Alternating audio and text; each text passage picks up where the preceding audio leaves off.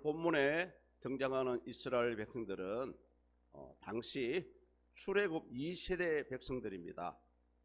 이들은 호르마에서 가나안 사람들을 물리치고 이제 하나님이 약속하신 가나안 땅으로 가려던 그런 시기였습니다. 그들은 무려 오래도록 38년 동안 광야를 헤매고 있었죠. 그러다 보니까 사람들의 마음이 하루라도 빨리 가나안 땅으로 들어가고 싶어 하는 그런 마음을 가지고 있었습니다. 그런데요, 코앞에 가나안 땅인데 에돔이라는 나라가 가로막고 있어가지고 이제 어쩔 수 없이 이 에돔을 지나면은 큰 길이 나오고요, 좀 평탄한 길이 나옵니다. 그런데 에돔 왕이 거절함으로 인해서 백성들의 마음이 좀 심란했어요. 이 에돔을 지나가지 않으면 아라바 광야를 지나가야 됩니다. 아라바 광야는 사막이죠. 사막이다 보니까 수많은 백성들이 지나가기가 사실은 상당히 힘들었어요. 그럼에도 불구하고 힘으로 에돔 나라를 물리치고 지나갈 수는 있었습니다. 그러나 성경에 보니까 에돔은 누굽니까? 에서의 후손이죠.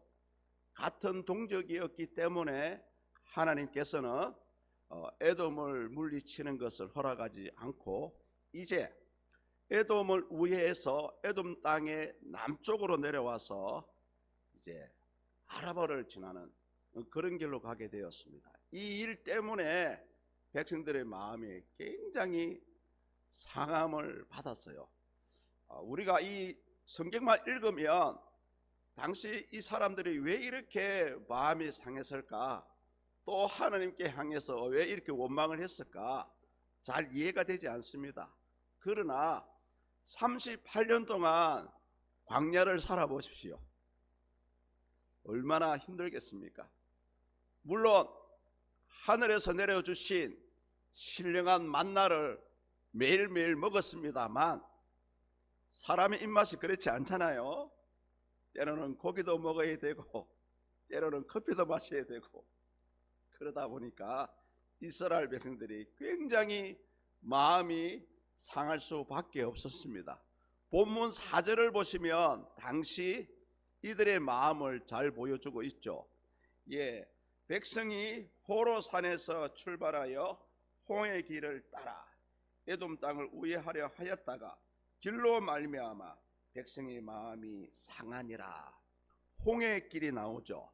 앞쪽에 자막에 지도를 보여주시면 위로 올라가, 요게 홍해 길입니다. 잘 보이지 않는데요, 저 위쪽에 보면 사해가 보입니다. 사해 남쪽에서 아래로 내려와야 돼요. 아래로 내려오면 아라바 광야가 보이고 저기 양쪽으로 바다가 보이는데 그 바다가 홍해입니다. 홍해 끝자락에 있는 에시온 게베일이라는 항구 도시로 내려가는 것이 바로 홍해길입니다. 원칙으로 하면 위로 올라가야 됩니다. 그러나 아직 하나님이 약속하신 기간이 2년이 남았기 때문에 다시 하나님께서는 이스라엘 사람들을 홍해 쪽으로, 아래쪽으로, 이스라엘 땅의 아래쪽으로 내려가게 하는 그런 일이 벌어진 거예요. 사실은 여러분 민수기 14장에 보면 이 일이 원래 먼저 있었습니다. 출애굽 1세대들이 이 일을 당했죠. 사실은 민수기 14장에 보면 가데스 바네아에서 12명의 정탐꾼을 보냈다가 10명의 정탐꾼이 하나님의 뜻에 반하는 보고를 함으로 해서 40년간 광야를 헤매게 되었죠. 그 사건의 출발점이 가데스 바네아입니다. 그래서 민수기 14장에 보면 바로 조금만 가면 몇백 미터만 가면 가나안 땅인데도 불구하고 하나님의 진노하심으로 광야로 내려오는 그런 일이 있었습니다. 오늘 사건이 그때 있었던 사건이 중복되는, 오버랩되는 그런 사건이라고 할 수가 있습니다. 백성들의 입장에서는 마음이 안달이 나는 거예요. 사실은 마음이 상한다는 이 말씀 속에는 원문에서는 티크차르라 하면 티크차르, 마음이 조급해졌다, 마음이 급해졌다는 거죠. 왜요? 코앞이 이스라엘 가나안 땅인데도 불구하고 들어가지 못하니까 얼마나 백성들이 마음이 힘들겠습니까? 그 백성들의 마음을 우리가 사실은 이해를 할 수 있어야 됩니다. 38년 동안 광야를 헤맸다면 누구나 어디를 가고 싶어 합니까? 가나안 땅으로 들어가고 싶어 하죠. 본향으로 들어가고 싶어 합니다. 우리 사람도 마찬가지잖아요. 어디 휴가를 가면 휴가가 재미있지만 결국은 어디를 가고 싶어 합니까? 집으로 가야 되죠. 맞아요. 집이 최고 편해요. 아무리 맛있는 걸 준다 해도, 아무리 재미있는 것을 보여준다 해도 결국은 어디입니까? 집으로 가야 편안하게 두 알을 뻗고 잠을 잘 수 있잖아요. 예. 그때 이스라엘 사람들의 심정이 그랬다는 거죠. 하나님이 약속하신 가나안 땅으로 가서 이제 안식을 좀 누리고 싶은데도 불구하고 그렇게 못하게 하시니, 성도님들, 이때 출애굽 2세대들의 마음을 우리는 조금이라도 이해할 수 있어야 됩니다. 그래야 오늘 이 본문의 내용이 이해가 돼요. 얼마나 마음에 상했던지 어떤 현상이 일어납니까? 예, 하나님을 원망하고 모세를 원망하게 되는 사건이 일어난 것입니다. 그냥 이러한 사건이 일어난 것이 아니죠. 마음이 조금 상하면 어떻습니까? 굳이 원망할 필요 없잖아요. 그만큼 백성들의 마음이 겁나게 상했다는 거예요. 쉽게 얘기하면 말로 위로할 수 없을 정도로 그때 그분들의 마음이 상했다는 것입니다. 저는 10분 출애굽 2세대들의 마음을 이해를 할 수가 있었습니다. 그런데 문제는 뭡니까? 거기까지만 하면 좋은데 그것을 참지 못하고 결국은 하나님께 향해 불평과 불만을 하게 되죠. 5절입니다. 우리 5절 자막을 보시면서 함께 읽습니다. 백성이 하나님과 모세를 향하여 원망하되 어찌하여 우리를 애굽에서 인도해 내어 이 광야에서 죽게 하는가? 이곳에는 먹을 것도 없고 물도 없도다. 우리 마음이 이 하찮은 음식을 싫어하노라 하매. 아멘. 얼마나 이들의 마음이 상했던지 여기서 원망까지 나와. 원망. 이 원망한다는 말은 대항하다는 뜻이 있습니다. 한마디로 말로만, 생각으로만 하나님을 원망한 것이 아니고요, 힘으로, 행동으로 하나님을 원망하게 되는 그런 죄를 범하게 되었던 것입니다. 게다가요, 솔직히 우리는 성경에서 말하는 만나 한번 먹어보고 싶죠. 저도 사실은 한번 먹어보고 싶어요. 그렇게 성경에 보면 하늘에서 내려온 신령한 떡이라고 비유했던 그 만나조차도 이들은 이제는 하찮은 것으로 여기게 되었습니다. 우리 마음이 이 하찮은 음식을 싫어하노라. 하찮다는 것은 뭡니까? 가치 없다는 뜻이잖아요. 그런데 우리 하나님은 얼마나 이 이스라엘 백성들을 사랑했던지, 그 귀한 만나를 주셨음에도 불구하고 이때 이들은 만나조차도 가치 없다고 했고요, 심지어는 뭐라고 합니까? 하나님의 존재와 출애굽 사건까지 이제 원망을 하는 거예요. 보십시오. 어찌하여 우리를 애굽에서 인도하여 내어. 결국 이것은 뭡니까? 하나님 보실 때에 당시 출애굽 2세대들은 불신앙했다는 것입니다. 그리고 하나님께 향해서 그 은혜를 감사하지 못하는 교만한 죄를 범하게 되었던 것입니다. 결국 하나님께서는 그 환경을 보시고 6절을 통해서 그들에게 진노하셨죠. 6절을 보십시오. 여호와께서 불뱀들을 백성 중에 보내어 백성을 물게 하심으로 이스라엘 백성 중에 죽은 자가 많은지라. 죽은 자가 많은지라. 네하시, 불뱀이 네하시라는 뜻을 가지고 있습니다. 불사르다, 불타다라는 뜻을 가지고 있는데요, 당시 이 불뱀은 아라바 광야에서 서식하고 있는 아주 독성이 강한 뱀이라고 합니다. 마치 생긴 모양이 불꽃이 타오르는 것처럼 그런 모양을 가지고 있었고요. 그만큼 독성이 강하다는 거죠. 한번 물리게 되면 빠른 시간 내에 열이 나고 죽게 되는 아주 무서운 독사 중의 독사라고 할 수가 있습니다. 여기서 하나님께서 불뱀을 보냈다는 말이 있잖아요. 불뱀을 보냈다. 우리가 한번 생각해 보십시오. 40년 광야의 생활 동안에 우리 하나님께서는 백성들을 얼마나 사랑하셨던지 낮에는 구름 기둥으로 밤에는 불 기둥으로 이들을 보호하셨잖아요. 그러니까 하나님께서 지키시고 보호하셨기 때문에 얼마나 그들을 잘 보호하셨던지 이스라엘 백성들의 신발조차도 샌들도 닳지 않았다고 성경은 얘기합니다. 그래서 하나님께서 이 보냈다는 것은 뭐냐 하면 하나님의 보호하심을 멈추고 이스라엘 백성들에게 그 진노하심을 나타내기 위해서 불뱀들을 하나님이 직접 보냈다는 말입니다. 자, 그러면 다시 얘기해 봅니다. 하나님께서 이 광야에서 살아남기 위해서는 하나님의 보호하심이 없다면 그 누구도 안전하거나 편안하게 삶을 살아갈 수 없는 상황이었습니다. 그럼에도 불구하고 하나님은 그들을 지켜 보호하셨잖아요. 그런데 이 하나님의 은혜를 잊어버린 것이죠. 성도님들, 오늘도 마찬가지입니다. 오늘날 우리의 살아가는 삶의 모습을 어디에 비유합니까? 광야에 많이 비유하잖아요. 어떠한 위험이 닥치기도 하고 어떠한 사건 사고가 일어나기도 하고 때로는 차로 인해서 교통사고를 당하기도 하고 이런 광야와 같은 세상 가운데서도 우리가 이렇게 이 자리에 있는 것 자체도 여러분 사실은 하나님의 은혜입니다. 우리가 이걸 놓치면 안 돼요. 비록 내 삶이 만족스럽기도 하고 만족스럽지 않을 수도 있어요. 그러나 이 모든 것이 눈에 보이지 않는 하나님의 도우심의 손길이 있었다는 거죠. 당시 이스라엘 나라도 마찬가지였습니다. 충분히 하나님께서 불뱀을 보내지 않고 보호해 오셨습니다. 그러나 그들의 불순종과 교만한 죄 때문에 하나님은 이제 진노의 칼을 빼드신 거죠.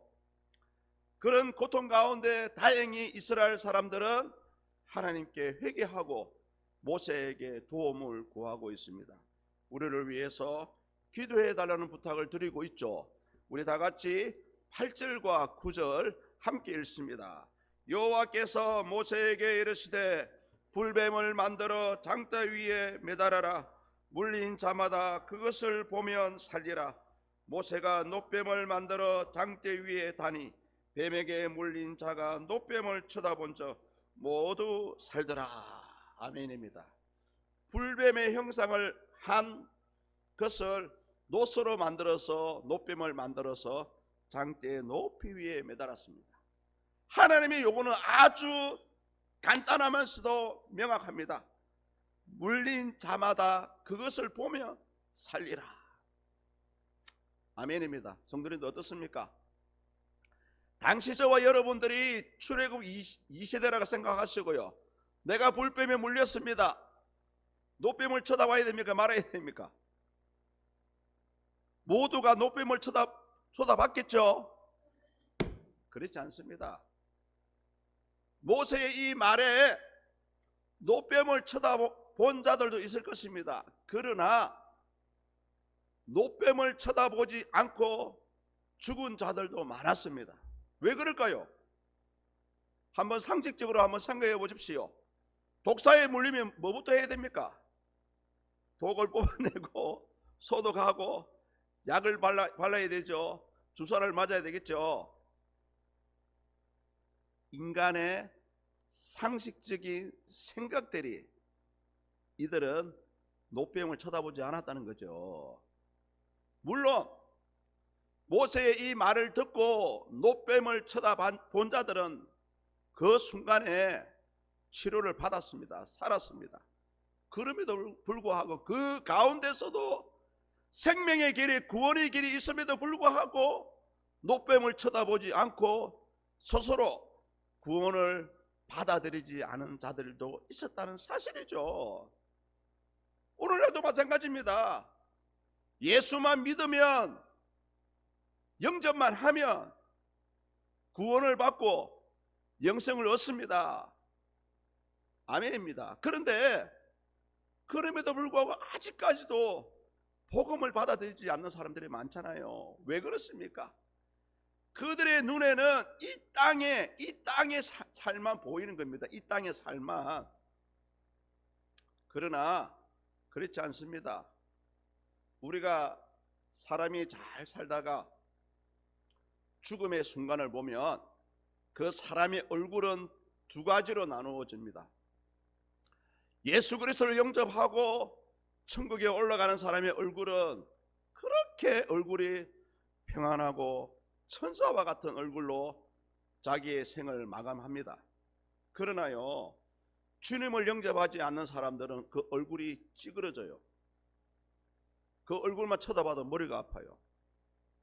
저는 그런 분들의 얼굴을 스쳐봤습니다. 진짜 하나님을 믿은 사람의 얼굴은요, 그렇게 평안하게 숨을 거둘 수가 없어요. 왜 그렇습니까? 이 땅의 삶이 다가 아니라는 거죠. 이미 죽음의 순간에 어떤 분들은 하나님이 자신을 데려가 가는 것을 알게 돼요. 또 어떤 사람은 얼굴이 왜 찌그러지는지 아십니까? 지옥에 따라가기 싫어서 몸부림 쳐다보니까 그 얼굴이 찌그러졌다고 어떤 분들은 그렇게 묘사를 해요. 실제로 그렇습니다. 이 땅의 삶이 다라면 굳이 저와 여러분들 이 자리에 나오실 필요 없어요.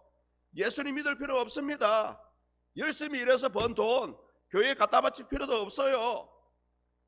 그러나 이 땅의 삶이 다가 아니라는 거죠.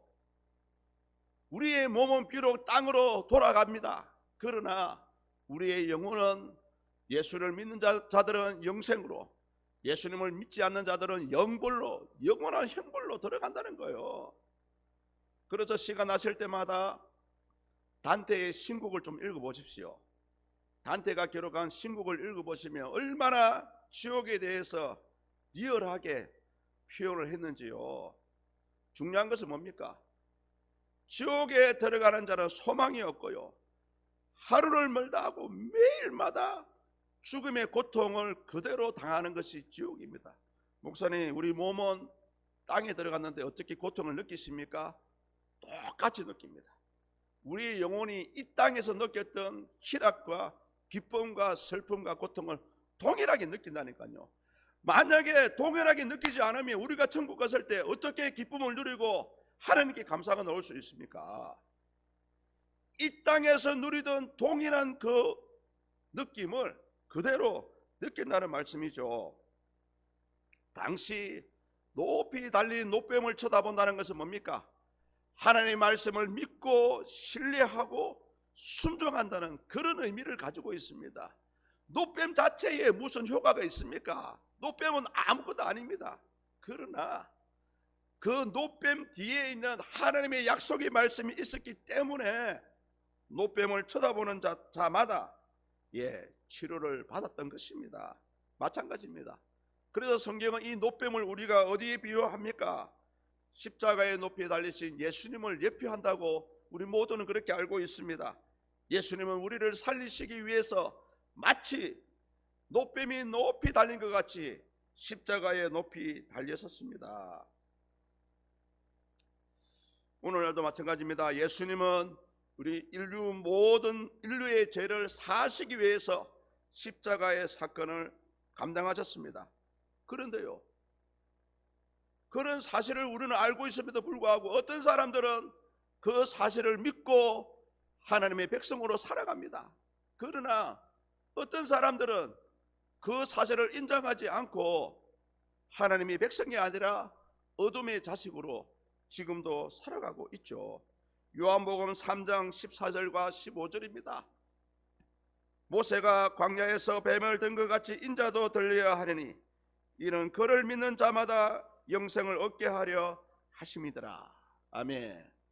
우리는 여기 있는 우리는 그 누구도 하나님을 본 사람도 없고요, 골고다 언덕에서 십자가를 지신 예수님을 쳐다본 사람도 아무도 없습니다.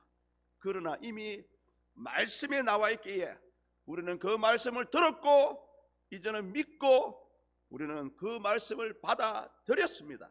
그렇기 때문에 저와 여러분들은 약속의 말씀대로 하나님의 자녀가 되었고요, 영생을 가졌습니다. 그래서 예수님이 이 땅에 오셨기 때문에 이미 구원은 이루어졌습니다. 다만 아직 완성이 되지 않았다는 거죠. 구원의 완성은 이 땅에 다시 오실 예수님이 오시며 그때의 구원은 완성이 될 것입니다. 사랑하는 성도님들, 이 땅에서요 우리가 어떻게 살아갈 수 있습니다. 다양한 삶을 살아갑니다. 비록 그 삶이 여정이 아라바 광야를 지나야 하는 사막과 같은 길일 수도 있어요. 그러나 비록 그러한 길이 우리 앞에 열려있다 할지라도 우리는 끝까지 믿음으로 견뎌 나가야 합니다. 믿음으로 견뎌 나가는 자만이 구원을 완성할 수가 있고요, 구원을 쟁취할 수 있습니다. 십자가에 높이 달려 죽으셨지만 3일 만에 살아나시고 지금도 성령으로 우리와 함께 하시는 예수님을 변함없이 신뢰하시고 살아갈 수 있기를 주님의 이름으로 축복합니다.